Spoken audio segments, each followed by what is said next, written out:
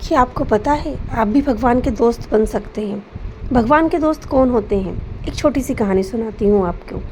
एक छोटी सी बच्ची अपनी गुल्लक को लेकर भगवान के सामने रो रही थी, बहुत उदास बैठी थी। कई लोगों ने उससे पूछा कि तुम क्यों रो रही हो, पर वो कुछ जवाब नहीं दे रही, रोए जा रही। तभी एक आदमी वहाँ पर आया। उस आदमी ने पंडित जी से पूछा कि पंडित जी, ये बच्ची छोटी सी, इतनी मासूम सी बच्ची है, ये क्या बात है, ये क्यों रो रही है? तो पंडित जी ने बताया कि दरअसल इस बच्ची का भाई बहुत बीमार है, तो वो बच्ची यहाँ रो रही है अपनी गुल्लक को लेकर और भगवान से प्रार्थना कर रही है कि वो इसको ठीक कर दे। तभी अचानक वो आदमी उस बच्ची के पास गया और उस बच्ची को देखकर उसके मन में कुछ दया की भावना आ गई। उस बच्ची के पास वो गया और उससे उसने पूछा, क्या बात है बेटा, तुम क्यों रो रही हो, क्या हुआ तुम्हारे भाई को?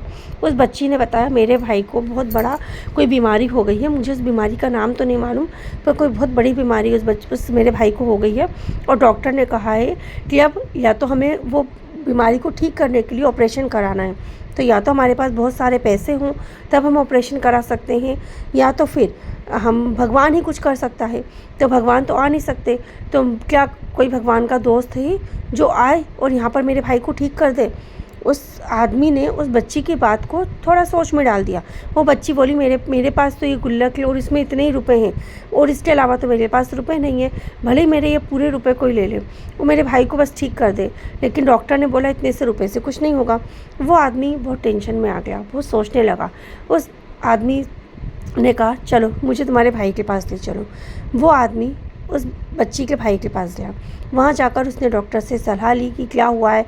तभी उस व्यक्ति ने बताया कि मैं भी एक बहुत बड़ा डॉक्टर हूँ और आज पता नहीं क्यों मेरा यहाँ आने का मन हुआ अचानक से, और मैं यहाँ आया और मेरा एक बहुत बड़ा केस था जिसे सॉल्व करने के लिए मैं जा रहा था।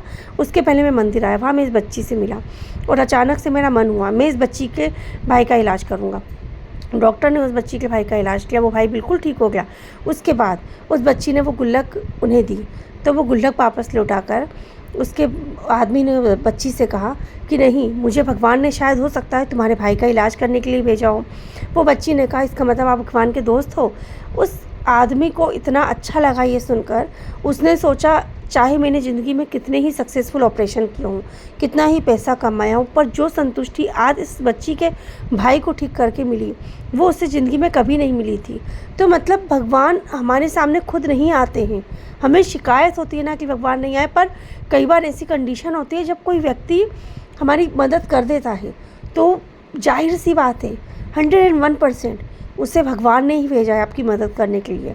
तो क्यों ना हम भी भगवान के दोस्त बने और हम भी ऐसे किसी व्यक्ति के चेहरे पर मुस्कान लाएं जिसे वाकई में ज़रूरत है, जिसे वाकई में बहुत तकलीफ़ में है जो, और उस समय हम उसकी मदद करके उसके लिए मसीहा बन जाएं।